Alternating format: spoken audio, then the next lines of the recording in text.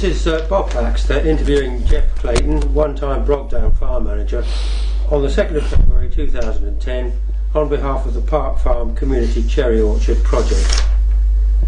Jeff, may I ask, in what year were you born? I was born January the 20th, 1946. And where did you live as a child? I lived at Lynsted Bungalow, Lynsted, Sittingbourne, Kent. That was the actual address of it. Did you have brothers and sisters? Yes, I had 3 sisters and 1 brother. Right. And what were their names?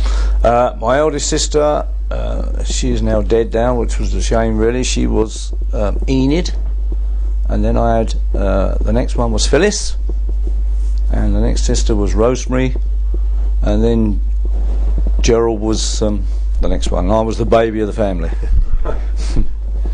And what did your parents do for a living? Well, my father, when I was younger, he used to do gardening. He'd go around and he'd do a bit of farm work too. He was like a little bit of a freelance horticultural fella. And my mother, she used to look after us, and then she used to do once a week, I can remember now, she used to go down to Clacksville Farm and do the books, because her actual Clacksville Farm, Potter Euler, was my mother's father. Right. And where did you go to school?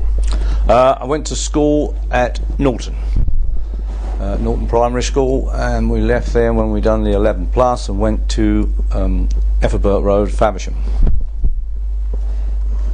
And of course, Norton School suffered. Norton School, some arsonist or whatever burnt it down, which was now amalgamated with Lynsted. Yep, that's right. Yep. And can you remember what games you used to play as a kid? Cool, blimey. Mainly it was cowboys and Indians, rolling down banks, and I can always remember we used to have a hoop. I can remember we used to have a horse and a trap when I was so young, and we used to go down to Tenham. There used to be a forge there on top of Tenham Hill. Old Frank Seal, his name was. He used to have a big old goiter in his throat, and Father used to take the horse down there to be shod. And I always remember he made all of us a hoop. So we had a hoop and a stick out in the orchard, because we had an orchard right nearby. So we never had that amount. In them days, you didn't have that amount of toys to play with, did you? You know, we had 1 or 2, like, you know. But. And when did you get married? I got married at Faversham. I met my wife. Crikey, when did we get married? We got married in 1968. Yes. My wife was she lived in Faversham, and she always used to call me a country bumpkin, because I lived in the country. And I can always remember we went past old Mr. Mitchell's, you know, Tennecker Farm there, and he was out there ploughing, and all the seagulls was all up the back, and she said, "Oh, and there are lots of pigeons up behind there." I said, "I don't think so, you know." And I was the country bumpkin, so. And did you have sons and daughters? Yeah, I got 2 boys. 2 boys. We had 2 boys. Mark, he's the oldest one. He's 41. He's coming up for 42, I think, now. And the other one is about 36, I think he is, Lee. Mark kind of is in my footsteps. He likes, in actual fact, he does contract work all the time on the farms. And Lee, he's got his own computer business up London. He's doing very well. So. Any comments on what work and life was like? Well, yes, I do think work in those days on the farm was very pleasant. When I first started work, it was 61, I think I started, 1961, and I went up to Holt's Farm, which was just over the road from me, Loiterton Farm, and I'm sure there was in the region of 12 to 14 men on the farm then. It was a mixed farm. We had fruit and arable and stock. So in other words, we had pigs and bullocks and sheep. And they used to run the sheep in the cherry orchards, and it used, and it was lovely. Everyone seemed to get on together, It wasn't like now you have all this backbiting. And I used to basically think, well, weekends, because we used to work on a Saturday morning those days, but I couldn't wait for Monday to come round, so we went back to work. But things have changed now. Oh, Lord. So, how did you get involved specifically in orchards? Well, I think basically we had orchards all round us where we lived. In fact, they was all cherry orchards where we lived. And then the others, just on one side, it was arable, which was Mitchell's Fields. And that's on the higher ground, was it? Yeah, well, Mitchell's, yes, he laid on. So basically, we was kind of reared to orchards, I suppose. In other words, there was cherry orchards, and it was beautiful in the spring when they all come out in blossom. So predominantly cherries in this Lynsted area? It was basically cherries we had, but then you had plums mixed with the orchards, so you had cherries and plums. And basically the windbreaks used to be bush plum. In other words, now they have alders and poplars and all this pastime, but we always used to have bush plums, or it used to be damsons around the outside for windbreaks.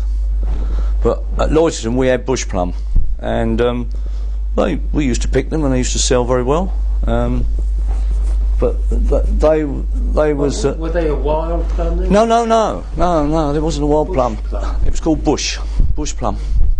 And also there was another one which was called a swishin. It was a thinnish little plum. Like a damson. It wasn't actually like a damson. It looked like, what should I say? It looked like. I can't really put it. It wasn't what you call a round plum. It was a longish plum. Yeah, but it was a horrible thing. It used to taste horrible. It was more like a cooking plum, I think. Horrible thing, So getting on to cherries then and Yeah. their management. What did you do? How did you get involved? Well, basically, I started work on the farm.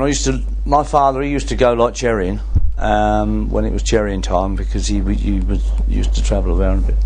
And it was so easy. We used to just come out of our back door through the gate and in the orchard. And I first started picking cherries with father. He used to go up. We used to have ladders there, 45 styles. The biggest one I think we had was a 54. A style is what? A style. You might call a rung. A rung, yes. Between every rung, it was a foot. So if you had a 40 rung ladder, it's 40 foot high, which was quite a way up there. In fact, it was a little bit higher than that, because you had your tips and your butt. Yeah. So that's how I started picking cherries. I used to love it. If you approach a traditional cherry tree, then yes. What's the procedure? What do you mean to set your ladder?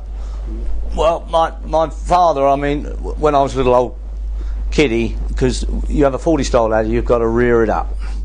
So he used to say to me, stand on the bottom rung and hang on, and don't get off. So he used to rear it up, and up she used to go, and then he used to move it and set it into the tree. So you set the ladder into the tree, not on an outward bow, because if the outward bow would bust, you go. But if you set it in and it broke, the ladder just went into the centre of the tree, and you was quite safe. So there was always an art in setting ladders. And I've seen two ladders, in other words, where you've had an old sprog, as we call a sprog, which was a cherry tree that was dying, and it had one big old thing sticking up there a mile, and no one wasted too much fruit in them days. You used to lock two ladders together and go up. So you had to lock. You had one who had to go up in front of the other, else if he went up, then the ladder would go out. Yeah. So when you say lock, tied together, or no, we just locked them in with the rung as they set them in, just to lock them in. But those ladders you can't, you won't get them made again. You won't see another cherry ladder anymore. Special trade of making ladders. There was a special trade.